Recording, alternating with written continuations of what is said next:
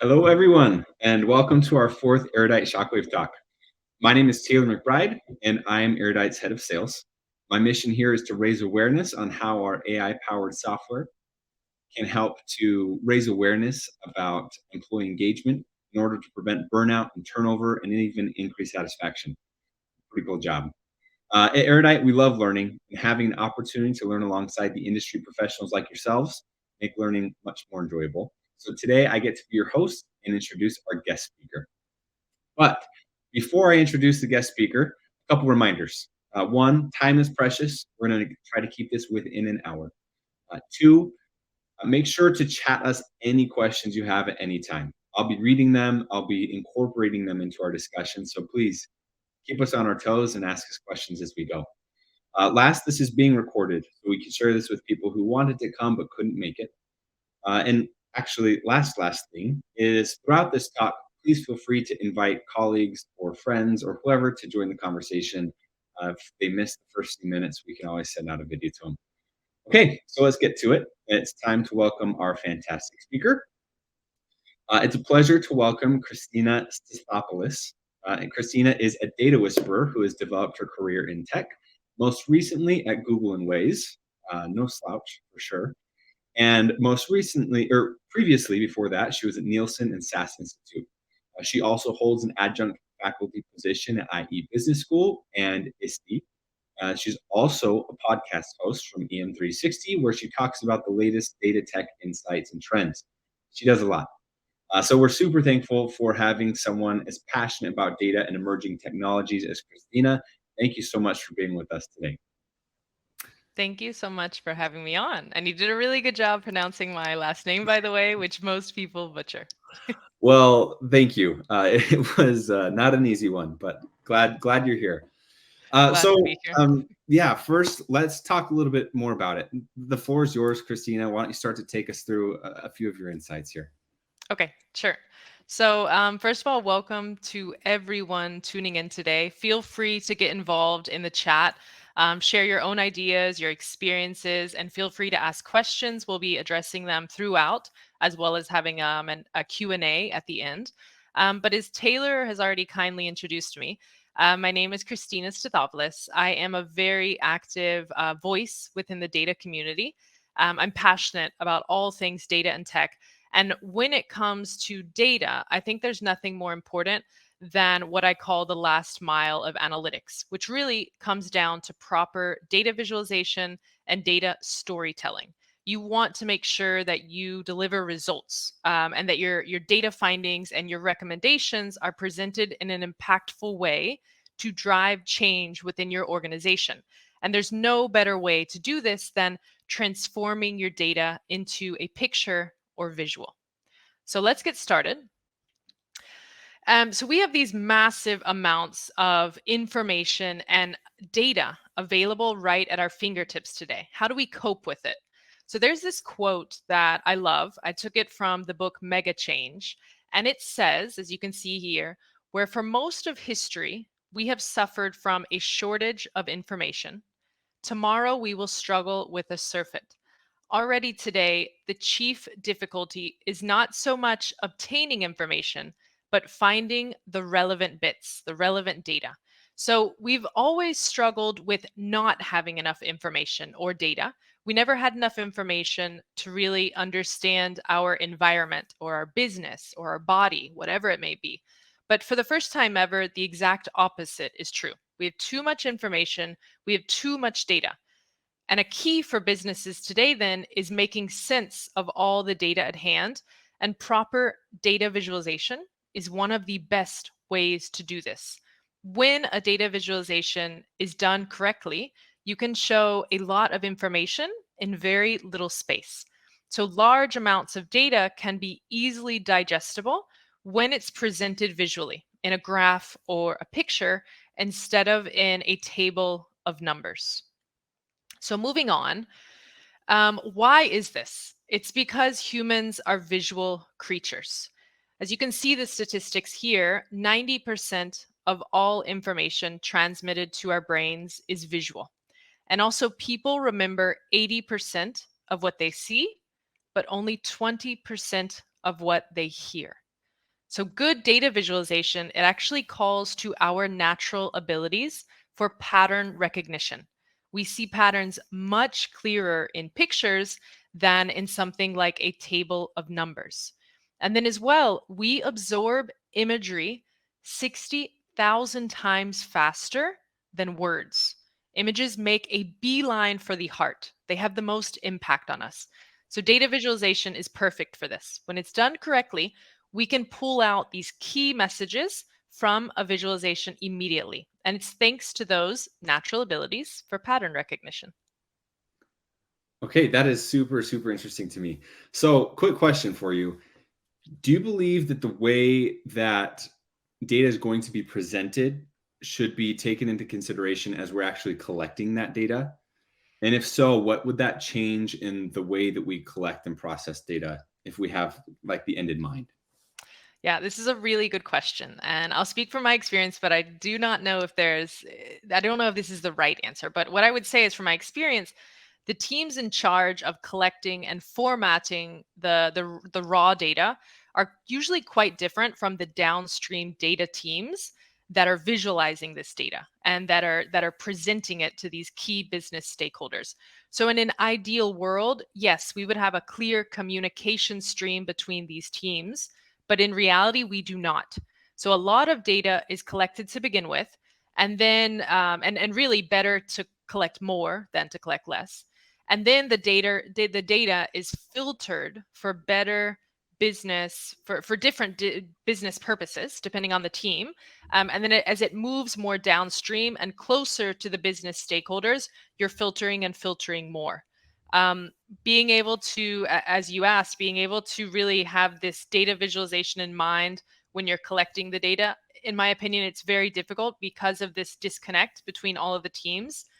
From the point of collecting it to the point of data visualization, there's usually multiple teams or people involved. So in ideally, yes, it would be great to communicate that and have data visualization in mind from the beginning, but realistically it's a lot more difficult to implement than you might expect. So moving on from this, let's see an example of data visualization in action. And I'm going to show you a really simple exercise. I want you to tell me in the chat here how many fives are pictured here. And you have to answer as quickly as possible, only showing this for a few seconds. Let's move on to the next slide.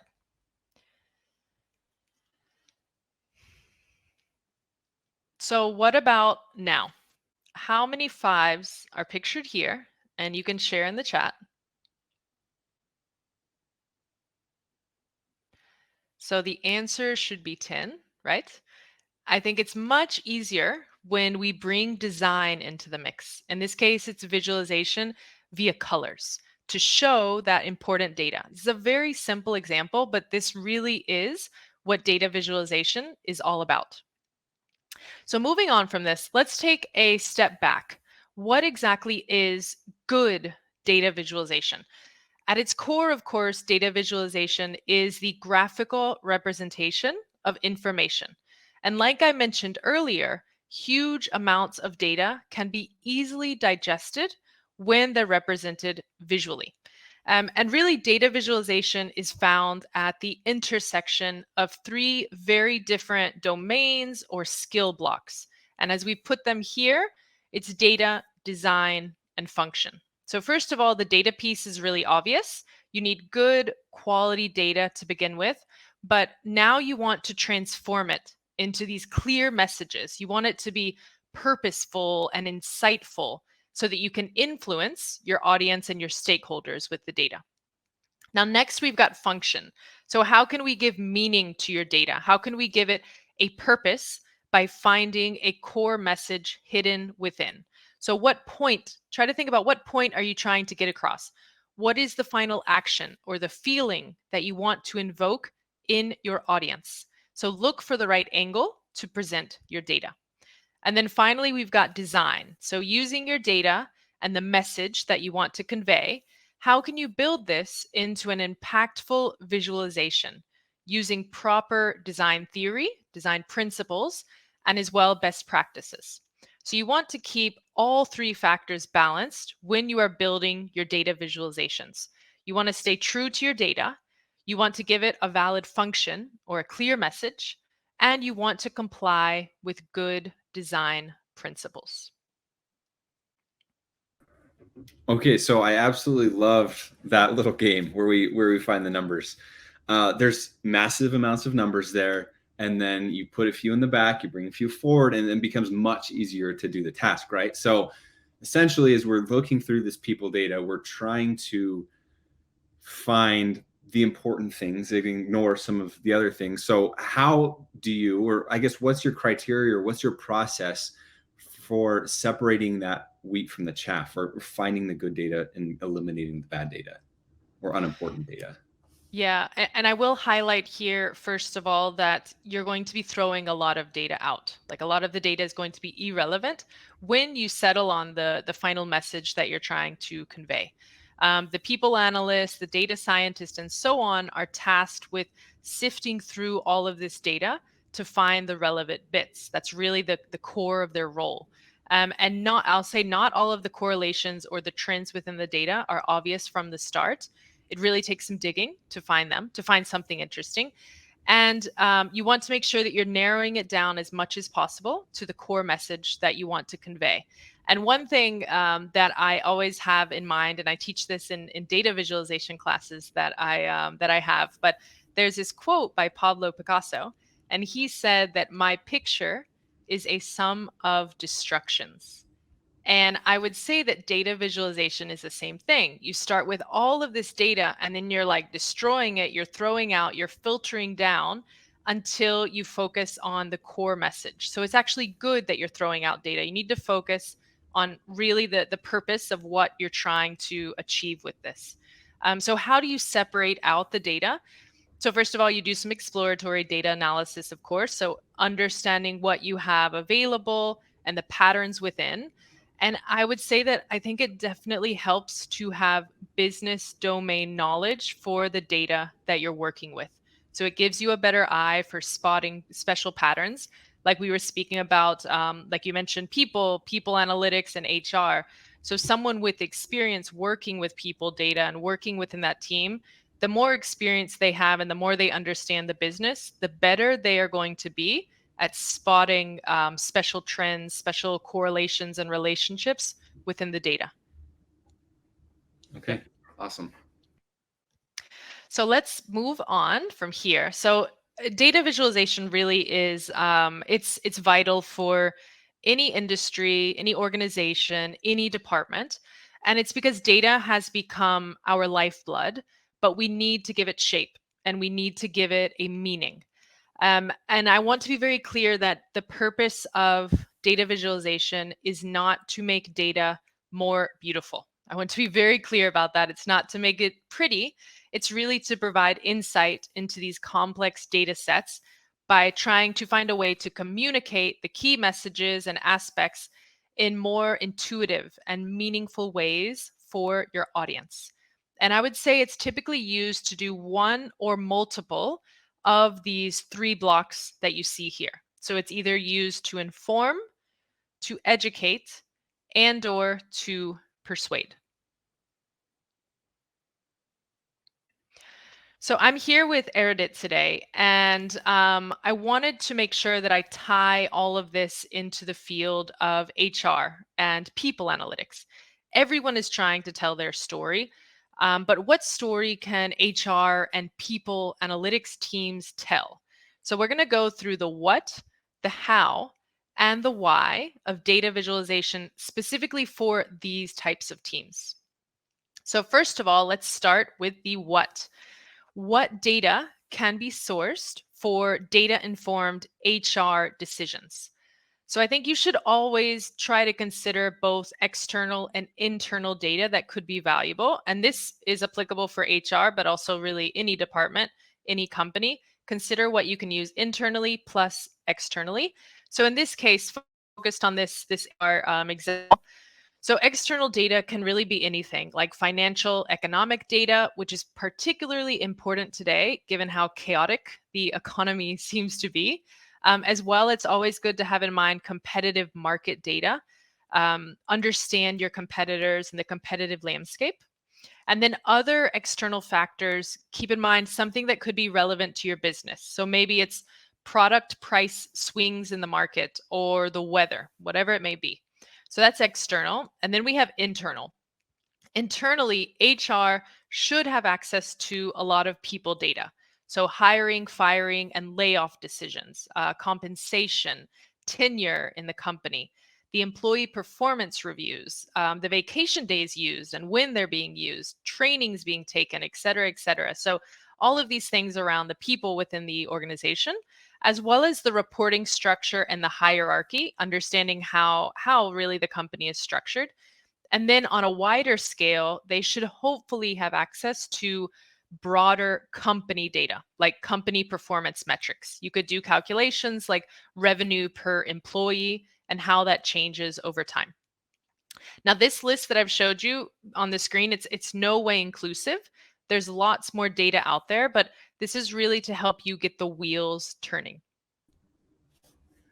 Okay, super interesting. So I have a quick question, and please, audiences, you have questions, feel free to send them in. But my question is, in your experience, are HR departments generally up to date in the importance of data and visualization? Are we at a moment of maybe like evangelization on the relevance and importance of data, or is that already there?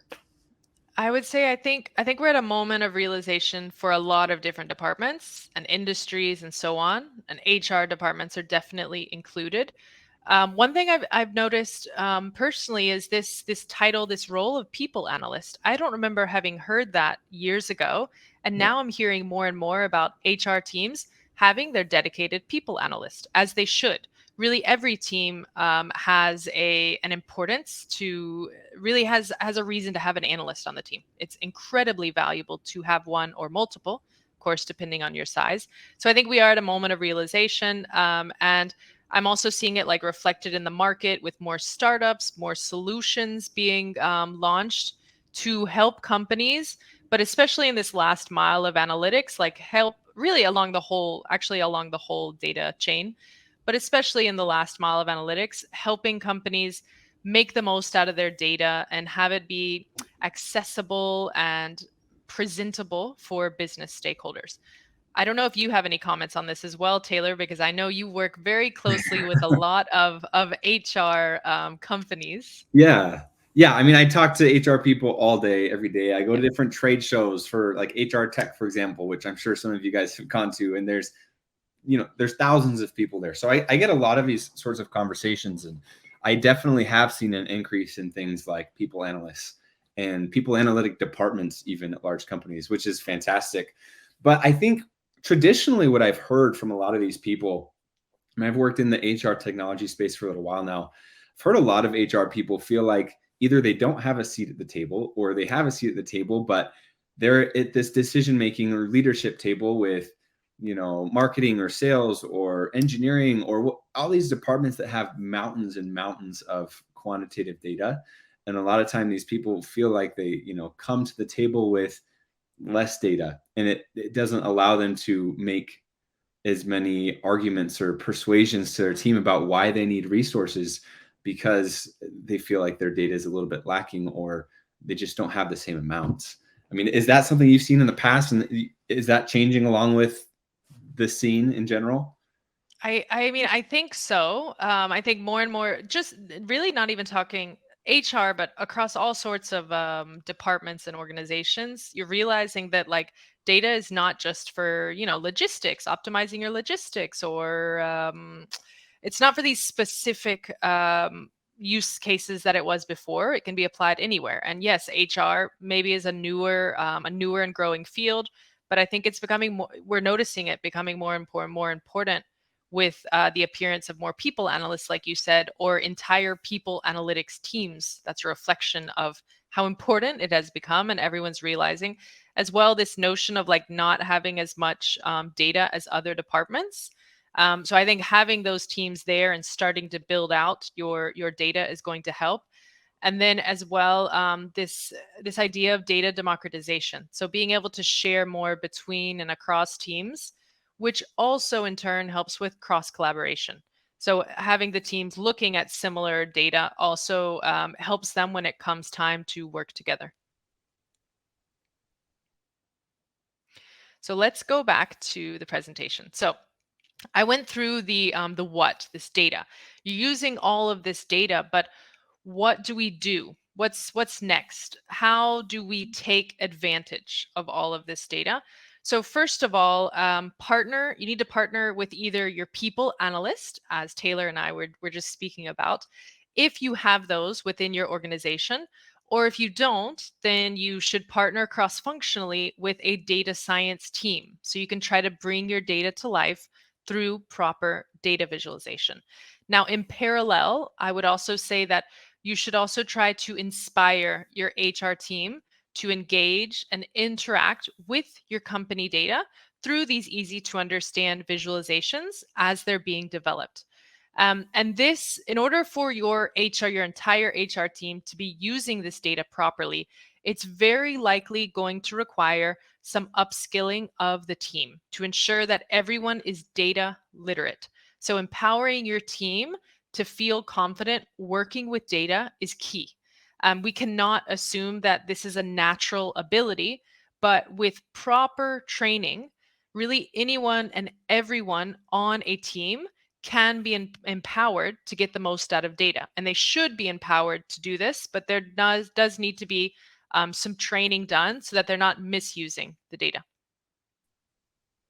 Okay, so when we're talking about this subject of upskilling the team, there's certain teams that have background on this, right? They have people analytics people, or there's other teams that have access to another data analyst within the company that they can borrow them for whatever reason. But when you don't have that, when you don't have the people analysts, or you don't have people you can borrow, what kind of steps can I take for myself, or can I take for my HR team so they can all be upskilled? Like, what kind of path can we take there?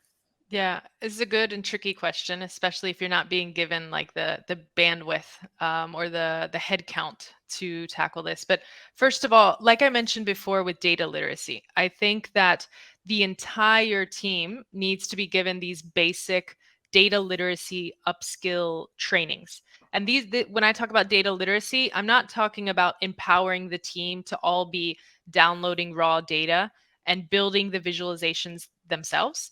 I'm actually talking about something data literacy more in the sense of being able to interpret and work with the data correctly, feeling confident working with the data and making decisions based on that data. So a training that really gives them confidence in general to work with data and understand the basics. Now, from there, of course, you've still got to have people who can build the data visualizations like we were talking about, and the reporting that in the end is going to empower the rest of the team to look through it and make decisions.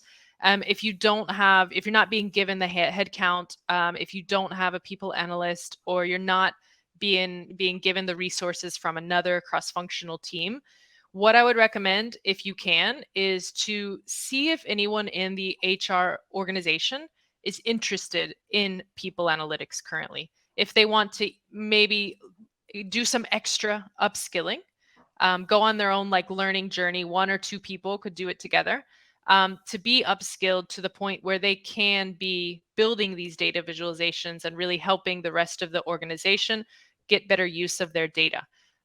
So I would recommend something like that.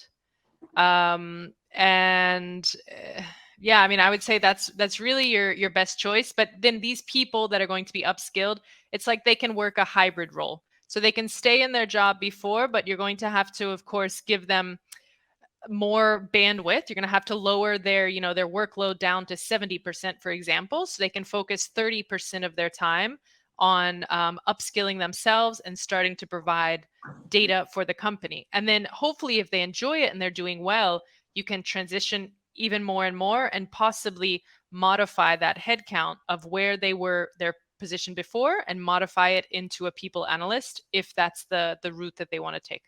Right. Ideally, with this scenario, if these people are providing valuable data in their journey to get into this, maybe we can then justify the full-time role. That And too. Yes. exactly. Hopefully And then, so. Yeah. and then you can have that data all the time. So Yeah. I had a couple questions come in. One is, it actually kind of refers to a couple slides back, but talks about, it can be so hard to focus on important data and not overwhelm an audience. And it can be really hard to throw away or ignore certain data because you think other things are more important. So how do you get over that feeling of feeling like you're maybe throwing away important information or missing out on something that you're not seeing? Well, first of all, I wouldn't say it's throwing away. I mean, I hope you're not throwing away in the sense of like literally deleting The and trash. leaving it behind forever. Because when I was talking about more like filtering through the data, so we're not eliminating it forever. I would hope not. But you do have to like concentrate on the message that you want to get across, and to do that, you need to focus on the data that you need. So how do I get over this like overwhelming feeling and worrying that I'm missing out on something else? Well, first of all, you're ignoring some data this time, but you might use it next time. So there's always a next time. But when I'm working through these projects, and what I do is I always have in mind the final audience, so the final stakeholders. You have to imagine that if you go to like a business audience and you come in with all of these different data points and graphs, and if you just throw it all at them, they are going to be overwhelmed. You're not going to come out of this with any of your goals achieved. You're likely not going to inspire them. You're not going to invoke some sort of change in them because they're going to come out of it so overwhelmed. So really, I've always got top of mind like my audience. How can I zoom in on this to make it as clear as possible, but also with the objective that, the clear message that I'm trying to get across. So pretty much that's how I do it, is by having the audience in mind, trying to put myself in their shoes. If I consider all this data that I've got now, are they going to understand it? No. Then how can I cut it down? How can I do different filters or break it down into other pieces so that they can understand it? Yeah, I mean, I think that's something all departments struggle with, is sometimes realizing that less is more, right?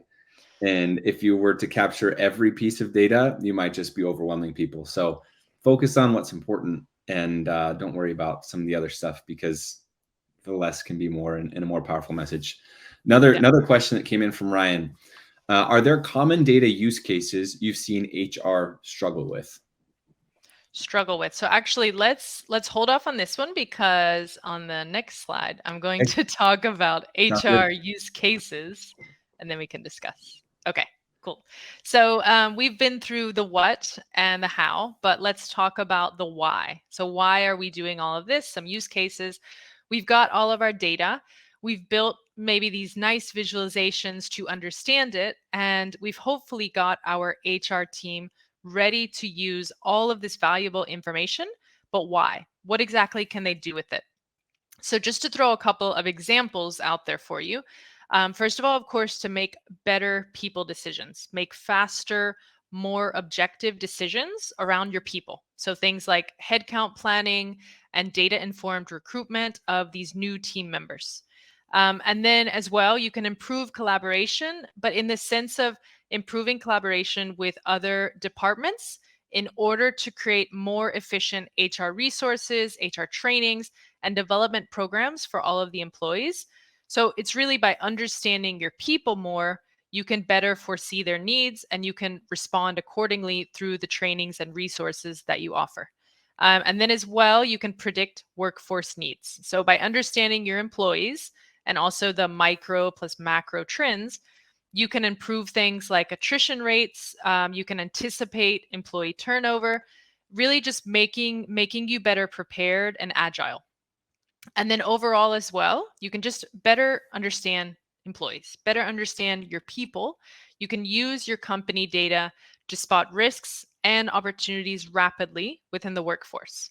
And then finally, I think this last one might be one of the most important, and it's that you can use your data and your visualizations to win leadership buy in. So when you present your recommendations to leadership, if you back your recommendations with data, aka facts, then it's very hard to argue against them.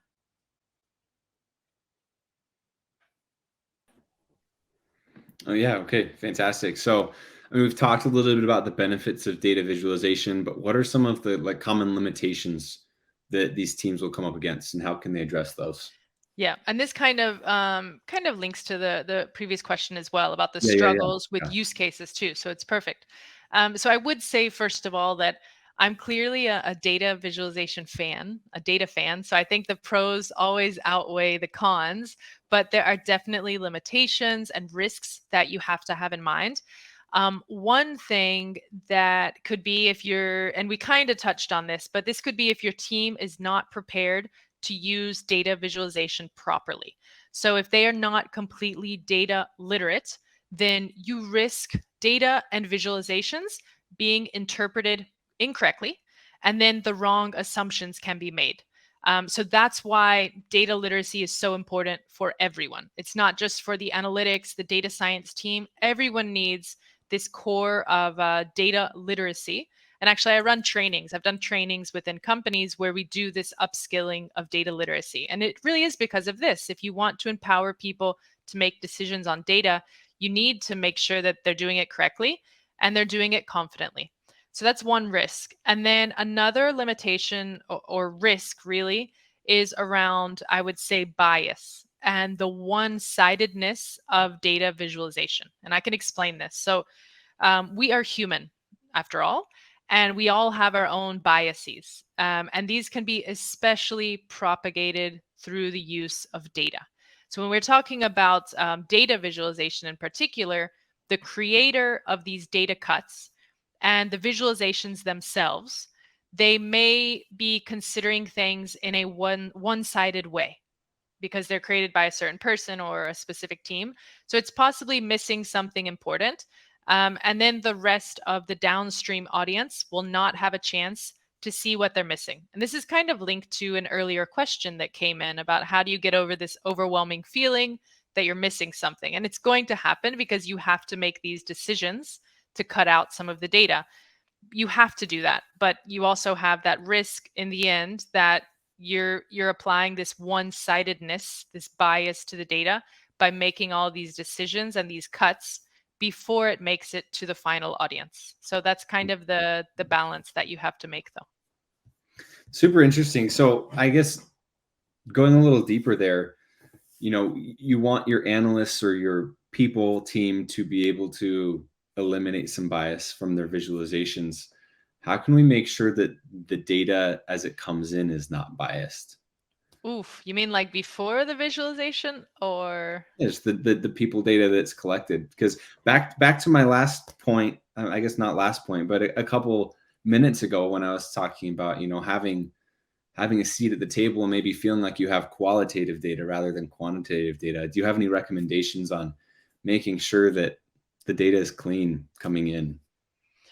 Yeah, I mean, there's different ways of doing this, and it depends on what point of like the data, I guess the data pipeline we are talking about.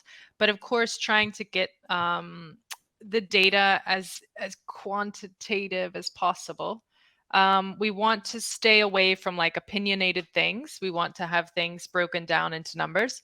As well, when we're talking about like avoiding the bias and things. So I think one way to help with this is to make sure that we're including other people in the decisions that we're making. So, like personally, if I'm working on a data project, I understand, of course, who my final business stakeholders are, and I try to include them even earlier in my data project process to get their views on the data. Although this is can kind of be tricky because they're not working so close to the data, so you have to interpret it for them. But I think just involving other people along the process and not being so solo when you're doing it can help eliminate some of maybe the wrong assumptions that you could be making as an analyst.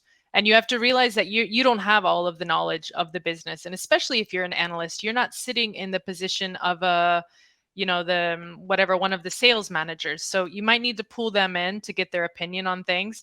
Be open to doing that and be ready to in this sense you start acting like a data translator and this middleman, but you want to pull them in and pull in their knowledge and cross functionally really to involve others in the decisions that you're making with the data. That would be my Love biggest it. recommendation. Yeah. I especially love the suggestion of working cross-functionally. Yep. Okay, so Christina, I believe that's all the slides we had for now. So I Yep. just want to thank you for sharing all this insights. Really appreciate it. It looks like we have, I don't know, roughly 20 minutes or so for some questions. So as you guys have more and more questions, please bring them up and we'll start to tackle a couple of these and get through them. But first question here is similar to Ryan's. What are some of the biggest knowledge gaps in general that you feel like HR has? Yeah, I think this is for me, the biggest knowledge gap is just data literacy, like the basics. So, and that I was talking about before, but the basics of understanding and making sure that you are interpreting the data correctly, that you're interpreting the visualizations correctly. And this, I will note that this shouldn't all fall on the like HR team. Yes, they need their basic literacy upskilling, but there's also some responsibility that falls on the plate of the people analyst or the data scientist that you're working with. So it's partly their responsibility as well to make sure that they are designing the visualizations with that HR team in mind. So making sure that they're putting themselves in the shoes of the HR team, and they're designing, everything that they're showing on their reports and their visualizations. They're designing it in a way that is very easy to understand. It's intuitive, and it shouldn't be easily interpreted incorrectly. And again, this also plays some of that like bias and one-sidedness. I see a visualization and I think it's great and I interpret it in 2 seconds, but ask someone else and they might see something completely different. And that's because when we see images in general, we all have our own perspectives and interpretations. So trying to always have that audience in mind. And I will add here as well, having the audience in mind. One thing I do when I'm building a visualization or a dashboard is before like we launch something, I'll have beta testers from the audience. So let's say that this is the HR team and I'm going to launch a report for them. I'll have some beta testers from the HR team. I'll show them what I'm building. I'll have them involved in the process. I'll get their opinion and feedback. And I'll have that in mind before I actually launch it across the entire HR team. And you do this because you want to make sure that you're having the audience in mind and you're designing it for them. You're not designing it for yourself. Okay, yeah, great Yep. thoughts. So this question is from Jordy, and it's a little long, but bear with me because I think it's interesting. You mentioned that anyone can train to get better at data visualization, but experience shows that it's actually quite difficult to find someone that communicates clearly in general, much less communication data clearly, excuse me. If you were looking to hire a designer for data visualization, what strengths and skills would you be looking for? So this is a really good question. And it is true that it's very difficult to find good communicators. And especially you, in this case, you want a good communicator who's good with data. So you're adding like this extra level. Right. Yeah, it's definitely difficult to find someone. You can do as much training as you want, but I guess there is some sort of like natural ability that they've got to have. But I still think almost everybody has it in them if they really believe. But what strengths and skills? So um, one of the most important is definitely communication, obviously, because data visualization is communication at its core. So someone who is good at communication, at communicating with people, and then particularly someone who is good at communicating technical topics to different sorts of audiences. So someone who's good at taking something technical and communicating it to other technical, maybe engineers, and then being able to take that same data, that same technical message, and communicate it to the business side. This is what I would call like a data translator in this case. It's quite difficult, but if you can find someone who's good at it, it's, I don't know, it's invaluable for a company to have this. So I think something around this communication is incredibly important. Um, of course, you need like the hard skills. So someone who's able to work with the data, filter through it, clean it, model it, whatever it may be, and then build the visualization. So you might need whatever hard skills, whatever tool you're using within your company. But that can really be learned as long as you take the time to learn the new tool. And then I'm trying to think if there's anything. I mean, as well, the design part is something that you can study quite a lot. There's lots of resources out there, so you can learn like the Gestalt principles. Edward Tufte is a data visualization pioneer. There's different books and things that you can read from these people in videos. So I think the design element is something that you can learn if you take the time to study it. Okay, it's not just pie charts and bar graphs. There's other elements. There's design principles that you should have in mind. Yes. Of course. That actually reminds me of, I don't know, the saying, or I'm sure everyone's heard it a million times, but like a true sign of understanding is being able to take a complex subject and then explain it to a child, right? I think Or that, yeah. That's a good question that you can ask in interviews, by the way. It's good that you said that. So take some subject like, how would you describe machine learning to a baby, and see how they answer that. Don't ask me that a question, baby. by the way. Nice. Okay, perfect. Quick question here from Ryan Anderson. Are there common data use cases you've seen HR struggle with? We kind of touched on this a couple slides back. Is there anything you wanted to elaborate on that? There's a few more questions if you feel like you covered all you could. Yeah, I mean, I think I think there's all sorts of things that they're struggling with. And I don't know as well, Taylor, if I know you've worked with HR companies, all sorts of companies. Have you noticed a pattern on your side that's like something recurring? Because you've definitely had a lot more like broader experience across companies. So I don't know if you've Yeah. seen. Yeah. I mean, I feel like I see a lot of people who feel like the biggest gap they have is their data can be a little old. They're looking at turnover data. They're looking at surveys from a quarter ago. They're basing decisions off of exit interviews. And I think sometimes it makes It's too people late. feel like they are behind and they're being reactive rather than proactive. And so being able to be early and on top of those sorts of things, I think sometimes has been a gap that I've seen. Would you agree with that or no? Yeah, no. Then that happens actually not just in HR, but probably anywhere. That Yeah. you want more real-time data, but many times that's not, for some reason, it's not available for you. You shouldn't be making decisions now based on what was happening a quarter ago. You should ideally be looking at data as close to today as possible. And then, yeah, looking at exit interviews, it's a little too late when you're just you should be able to try as much as possible to foresee these things and understand the turnover better. Yeah, definitely. Yep. One quick question here. What open source data visualization tools do you recommend? So there's tons of tools out there, actually. You can learn pretty much anything you want, and a lot of them are free. I use Google Looker Studio, which was formerly Data Studio, because it's free as long as you have Gmail. Looker Studio is free, and it's a really easy to use tool. Pretty much anybody can do it.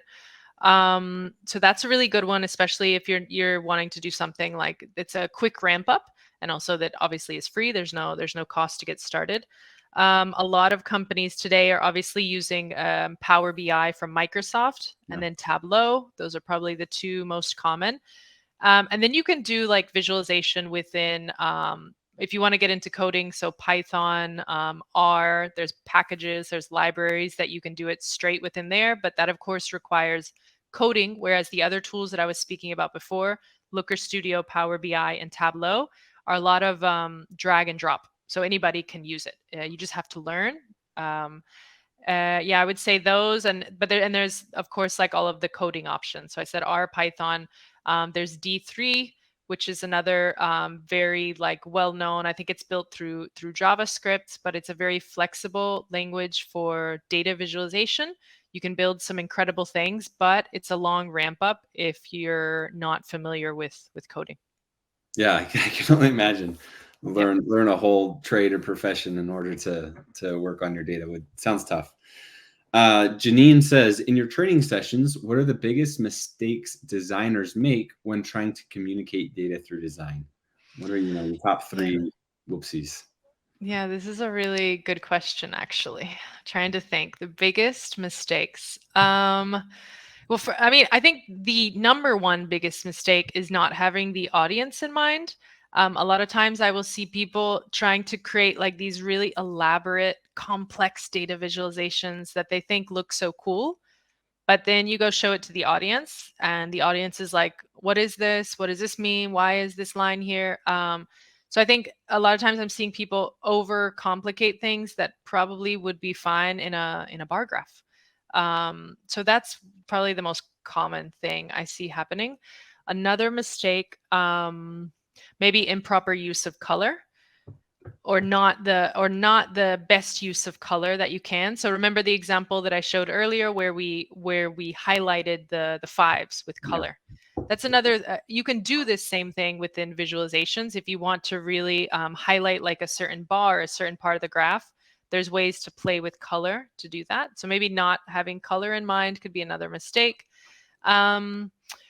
I think those are the two. I'm trying to think if there's anything other like big ones, but I think those are the two biggest things that I see. Okay, awesome. Loved hearing those. Thank you. If anyone else has any questions, love to hear them. Otherwise, we can probably wrap up now and get our last words in. But I wanted to, I guess, wrap up real quick by first Christina offering some parting words. And then after that, I have a couple things to end, and we'll go from there. Okay. Yeah, I did want to close with some words of advice to everybody who stayed tuned in until the end. And the words of advice that I want to give you, this is applicable for data visualization, but it's also from a wider perspective. I wanted to give you tips on communication skills, because really in the end, data visualization is communication. So to be an effective communicator, you can follow what is called Grice's conversational maxims. I always have these in the back of my mind when I'm designing a data visualization, but also when I'm putting together a presentation, a speech, whatever it is that I need to communicate, you can always have these maxims in the back of your mind. And to give you a bit of context, it comes from linguistics. It's also called the cooperative principle. And the maxims are quantity, quality, manner, and form. Or the easiest way to think of it, which is the way that I think of it, is to be brief, be true, be relevant, and be clear. So you should keep those in the back of your mind whenever you're trying to communicate something, whether it's through data visualization or not. This is applicable, but it can really help you get your point across. Fantastic. Thank you. Yeah, so I mean, to wrap things up on my side, I just wanted to thank everybody for being here, and I want to especially thank Christina for taking the time to be our fourth Shockwave Talk speaker. This was super interesting to me. I really loved the conversation, and we're really grateful that you're able to come and be with us. Special shout out to our team who's running things in the backstage to make sure things run smoothly. Technical, great job, team. I also wanted to, give a little plug for our Shockwave Talks in general. Please follow us on LinkedIn or subscribe to our Knowledge Hub so you can get updates about all different areas of human resources and how we can all upskill in different areas to become better departments. And then last but not least, I also want to plug our actual software. If you're tired of employee surveys, or you feel like the data that you're getting is maybe not accurate or not complete, or you're only hearing from a small portion of your employees, love for you to check out our survey-free people analytics tool. We have a group demo coming up in a couple of weeks on December 1st at noon Pacific time, 3 p.m. Eastern. And we have a little surprise waiting there for anyone who comes. So thank you so much, everybody, for coming. Thank you, Christina. And everyone, take care. Thank you so much.